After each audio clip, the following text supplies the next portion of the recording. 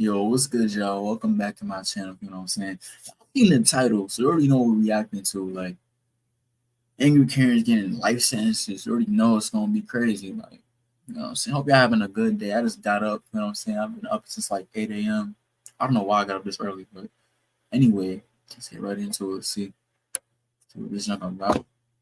Sia presides over Darla Jackson's trial, a 25-year-old woman who chased down and ran over a U.S. sailor in a road rage incident. He sustained severe injuries and was later pronounced dead at the hospital. Darla Jackson was charged in... Wait, chased down and ran him over. Now, road rage is really crazy. Like, court with the first-degree murder of 39-year-old Navy Chief Petty Officer Zach Buob. Darla Jackson was seen in court with her head bowed and in tears as she was arraigned. She continued to shake and cry as the proceedings continued. Darla said that she deeply regretted everything that had happened and that it ended badly for everyone involved. The mother of one was riding a Nissan Altima when she was involved in an altercation with Zach Buob, who was on a motorcycle. After making hand gestures at her and kicking the side of her car, Darla began to chase him down and eventually hit him from behind at top speed. She said she never meant to harm him and only wanted to get his plate number details, but some eyewitnesses believed that it was interesting. However, her defense attorney, Stephen Klein, begged to differ. He said, "She's very sorry. She's very scared. She's very upset. She's very traumatized." At the accident scene, several cars stopped along the freeway to assess the damage caused and assist the victim, even as first responders attended to Zach in an attempt to save his life. Eyewitnesses confirmed that Darla had been chasing down the victim, who was riding ahead on a motorcycle before the fatal crash occurred. This video clip from a passenger's cell phone, taken minutes before the crash, confirmed the eyewitness accounts. Darla was in hot pursuit of the motorcycle before crashing into it from behind. How would you describe the behavior of the Ultima in your perception? Pretty aggressive. And what You gotta control your emotions. That was like, she did it on purpose. She hit him on purpose because he kicked her car. But it's like, you gotta be able to cool down. Like, if this was a situation where I'm driving, right, and somebody cut me off or somebody just do something dumb and I'm tight, right?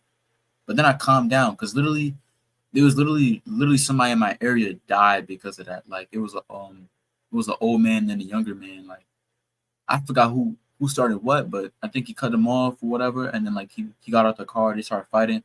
The younger dude really hit him with one punch and killed the older dude just like that. And then he got like life in prison just like that.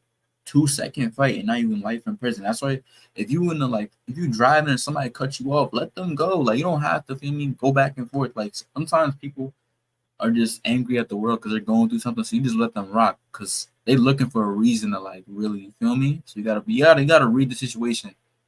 I feel like she probably was already tight at life, and then him kicking the door, she just went crazy, hit him.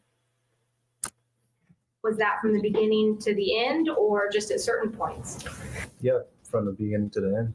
A witness at the scene of the incident was questioned and gave his testimony in court. This is what he had to say. Somebody came over and was holding his head. Somebody was holding a wound on his leg. And then they said he stopped breathing. So somebody started CPR.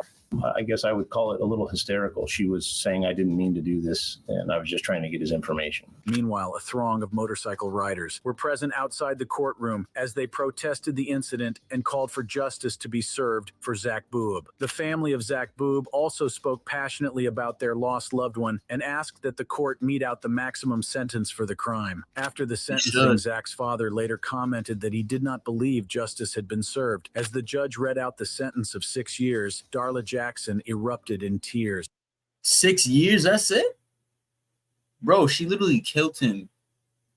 Nah, that's not enough. I ain't gonna lie. 6 years is like too low. That's crazy. I'm actually kind of tight now. Like, 6 years? She literally killed him.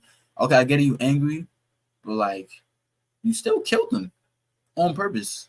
You physically drove behind him and hit the car. That's crazy. She sobbed loudly, shaking and bending over as the sentence was read. The judge said there wasn't enough evidence to prove that she had run Zach over deliberately, but believed that she still deserved to spend some time in prison for her actions. She was sentenced to 6 years in a women's correctional facility. 6 years now. You're welcome to the Arapahoe County Court, where District Attorney George Brauchler presides over Isabella Guzman's trial, the 18-year-old teenager who went viral on TikTok for killing her mother. Isabella Guzman was charged in court. I ain't heard about this. Yo, what? Why is she smiling? Nah. Lock her up. Lock her up. With the first-degree Gunsman, murder lock of her up. mother, 47-year-old Yoon Mi-hoy. Isabella Guzman's court videos sent chills down the spines of many, as she often looked directly into the camera, making weird gesticulations and smiling occasionally. Yet she surprisingly gained popularity on TikTok, with myriads of people following her account and claiming that she must have committed the crime because of something terrible that was done to her. Her story, trailing from childhood, however, does not justify her viciously stabbing her mother, leaving over 70 stab wounds. Investigators continue to look into the matter, questioning her intensively, but reportedly getting exasperated by her elusive behavior. She continued to deny that she was the one who had committed the crime or that she killed her mother. Can't be happening right now. This can't be happening. This can't. It is. I never killed anybody. You killed your mom last night. No, I did not. In court, she put forward a plea of insanity, represented by her attorneys, claiming that she thought she was killing some other woman and saving the world. Isabella said she had no idea that the woman she had stabbed several times was, in fact, her own mother. Of course, this claim came off as preposterous to many, especially Ryan. Honestly, she don't look crazy to me. I feel like she killed her mom and then she wanted to plead insanity so she didn't go to jail for life. That's really what happened. Because you don't even look crazy, bro. I know what crazy look like. That's not crazy, bro. Like, you know what you're doing. Ryan Hoy, who was married to Yoon Mi-hoy at the time of the incident. He said that there had been several instances in which Isabella threatened her mother and that they often had altercations and arguments. Just a day before the incident, she had written a note to her mom saying, "You will pay." Ryan recalled the events of that night in an interview. He described the events preceding that night and also how that night played out. She came down to the basement last night and said that she was afraid of Isabella. She said that Isabella had threatened her or cursed at her and spit in her face. Okay. And she was laying down up there. Spit in her face? She spit in her mom's face? Yo, she should have beat her. Yo. That's OD. How you spit in your mother's face? That's so disrespectful. Isabella was in the bathroom. She, like I said, she was pushing against the door as I was trying to open it. I tried to open it. Okay. And Isabella was pushing hard against it. Ryan was in the living room when he heard his wife's terrifying screams. She had told him she was going. Show your daughter how much you love her with this beautiful gift. It says, "To my daughter." Going upstairs to take a shower, but unfortunately, that would be the last time he would see her alive. By the time he got upstairs, there was blood running from under the door, and he ran downstairs to call 911 responders for help. Isabella had stabbed her mother 48 times in the neck and 31 times in the face. Ryan said when Isabella eventually opened the door, she simply walked past him like he wasn't there. His wife was lying on the floor, covered in blood, and she wasn't breathing. Meanwhile, a recent video shows Isabella saying that she committed the crime due to mental illness. I was not myself when I did that, and I have since been restored to full health. As the judge read out Isabella's sentencing, she continued to look around strangely before staring into the camera and pointing towards her eyes. District Attorney George Brauchler said, "We punish people who make decisions to do wrong when they knew better, and they could have done something differently. And in this particular case, I am convinced, based on the evidence that I've seen and the information that's been presented in court, that this woman did not know right from wrong, and she could not have acted differently than she did, given the significant schizophrenia and paranoid delusions, audible visual hallucinations that she was going through. I was convinced of it, and I felt like in the interest of justice, I had to take these steps." She was found not guilty by reason of insanity. What?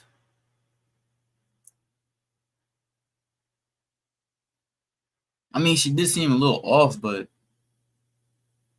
gotta be some accountability though. Like this hospitalization? Dang. Never let her out. Welcome to the Nassau County Court, where Judge James Daniel presides over the trial of Kimberly Kessler, a 50-year-old woman who killed her co-worker and made the body disappear forever. Kimberly Kessler was charged in court with the first-degree murder of 34-year-old Jolene Cummings, mother of three. Jolene Cummings. All right, I'm sorry.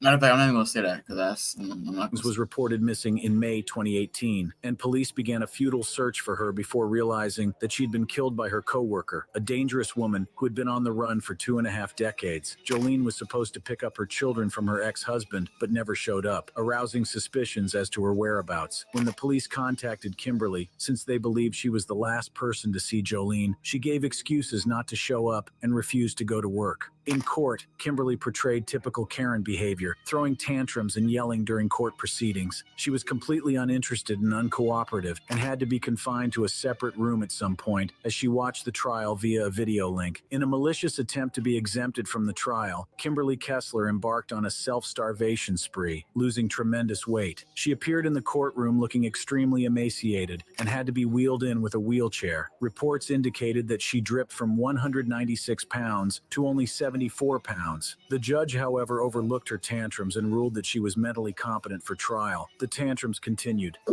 want to get rid of the public defender's office. Yeah, exactly. Jordan Beard is Johnson's nephew. Jordan Beard is Jolie's cousin. Jordan Beard is Jolie's cousin. And I refuse this assigned counsel. I refuse the public defender's office. I refuse it. I have refused it. I refuse the public defender's office. They appointed Jordan Beard, Jolie Fleming's cousin. When she refused to be quiet and allow court proceedings to go on smoothly, she was instructed to be wheeled out of the courtroom. As she was being taken out, she continued to speak at the top of her voice. Sure, I can sit up here and I'm going to say what I want, when I want, how I want, which you silenced me for years. You've silenced me for years. So let everyone know this is just the tip of the iceberg. Her accusations were looked into but found to be untrue and baseless. It appeared that she just wanted to be able to represent herself in court. Well, we went through and I said, well, what's your basis? And she said the same thing, which was he's related to, I guess, the deputy. Basically, she's just chatting because she don't want to go to jail for something that she did. But like, you're chatting just because they're related, that has nothing to do with the case. But nice try, though. Our director Johnson, which is just factually not true. So it was denied at that time. The police officers also had much. It wasn't even true. So she was just chatting. She really was just chatting, bro. Say about her conduct in the prison, stating that she would violently refuse to eat, undress herself, smear feces on the walls, and even hurl it at prison officials. She is completely undressed and has feces smeared on the window. Court hearings proceeded without Kimberly physically present in the courtroom. Her desperate attempts to they need to lock her up right now. She already doing all that to hamper the rule of law were unsuccessful. Evidence was presented proving that she did indeed kill her co-worker, Jolene. Her search history showed that she had searched for co-worker guilty of murder, missing person, body not found before the incident, and Jolene Cummings, no body, no crime. The sentence was given by Judge James H. Daniel.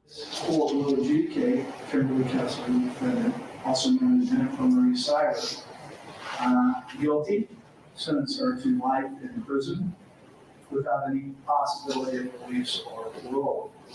She was sentenced to life in jail without the possibility of parole. Good for her. Because she did that with full intent. She planned it out. Good for you. Now, yeah. You thought you was gonna talk your way out of that? Yeah, all right. You're welcome to the Vista Superior Court, where Diana Lovejoy is standing trial for conspiring to kill her estranged husband, Greg Mulvihill. Judge Sim von Kalinowski presides over the case. 45-year-old Diana Lovejoy was charged in court with conspiracy to commit murder. In court, Diana Lovejoy showed no emotions, even as her ex-husband testified of the harrowing events that occurred when he was lured into a death trap by his wife and an accomplice, her gun instructor. Before the crime, Diana had reported to Child Protective Services that her husband had sexually assaulted her and that she suspected he was assaulting their 3-year-old son. This was brought up in court, but evidence showed that the case was considered false. He had to go through numerous psychological evaluations. He had to see psychiatrists, psychologists, therapists. The unanimous conclusion was that this was made up, that he had not molested his little boy. The truth was that Diana just wanted to That's so messed up, because that accusation is so crazy, because you literally cannot come back from that. So now, like, once someone makes an accusation like that on your name is tarnished. Even if you didn't do it, the moment your name is even close to that accusation, you're done. So she kind of ruined his life, even though I'm pretty sure she's gonna get some time for attempt murder, of course. You'll get some time, but like his life is still kind of messed up because once you get accused of that, your life is like your name is tarnished, bro. You can never get your name back. That's the crazy part about that, bro. The one who walked away from the divorce with everything. She didn't want to pay Greg, her ex-husband, his $120,000 share of a house they jointly owned, and also didn't want to share custody of their only child. So she decided that taking him out was the best option. However, she continued to deny this with her accomplice, McDavid Jr., also stating that if he actually wanted to kill Greg, he'd be dead. I fired 6 shots in the air, and once they started running, I ceased fire. Marines are taught if they wanted to kill someone, 2 to the center, max, 1 to the head. Thankfully, Greg was not alone when the shooting occurred. He was with a friend who promptly called for emergency rescue. In no time, he was being examined by doctors who realized that the bullet had only barely missed his heart, just a little closer, and Greg Mulvihill would have been dead. The police patrol remained on the scene, fearing that there was a random shooter on the prowl for more victims, until they caught wind of what the real situation was. It was discovered that Diana had paid $1,000 to McDavid to shoot her husband. He lured him into the area, saying that he had some information that could be useful in helping him resolve the conflicts in his divorce case and get all that he was entitled to. But by the time Greg arrived, McDavid was somewhere in the bushes with his gun mounted and ready to take the shot. When Greg and his friend spotted him, it was already too late. Shots had been fired, and Greg Mulvihill was badly hit. As they placed a call to 911, Greg lost consciousness. And we ran the other direction, away from the gunfire. Lying in the sniper position, shoots 6 to 7 more rounds. As the judge read out the sentence of 26 years, Diana Lovejoy looked to her attorney in shock and then proceeded to collapse in her chair as her family members began to scream for her to be helped. Why are you collapsing? You was just trying to boom, bro. Like, why are you collapsing now? Thought you was gonna get away with that? Like, nah, like. The courtroom was immediately vacated, and emergency responders examined Diana before she was wheeled out on a stretcher to be taken to the hospital. We, the jury, in the above entitled cause, find the defendant, Diana Jean Lovejoy, guilty of the crime of attempted murder of Greg. We further find true the allegation that Diana Jean Lovejoy was vicariously armed with a firearm. Diana Lovejoy will be spending the next 26 years in jail. You gotta be careful who you marry. That's crazy. Your own spouse trying to take you out. Damn.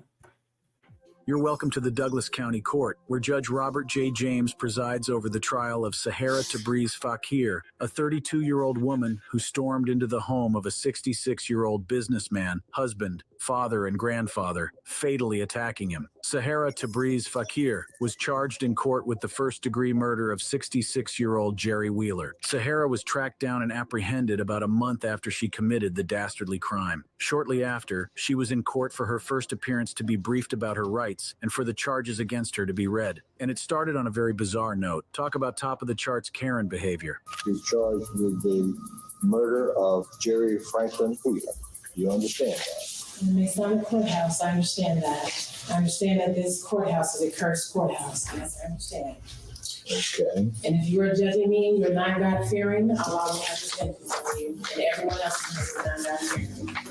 I understand that. Everyone in the courthouse was beyond stunned as she continued to utter strange things in response to the questions asked by the judge. The judge, however, remained calm and unfazed as he continued to answer her questions. When told that she could apply to the Office of the Public Defender for a lawyer, she shunned the advice and demanded to be released. You cannot employ a lawyer, then you can apply to the Public Defender's Office for an appointment of one at no cost to you. What I said. I'm just trying to inform you of your rights. Now, I better be released from that Masonic courthouse. She continued to refer to the courthouse as evil and referred to other people as disbelieving, saying that some form of punishment and revenge would be meted out to them. She even referred to Allah as her lawyer and said he would defend her by speaking through her. You have a lawyer. Allah is my lawyer right now. Are you speaking to me? Are you going to get a lawyer? Allah is my lawyer right now. And if you do not release me, Allah will have his vengeance on you.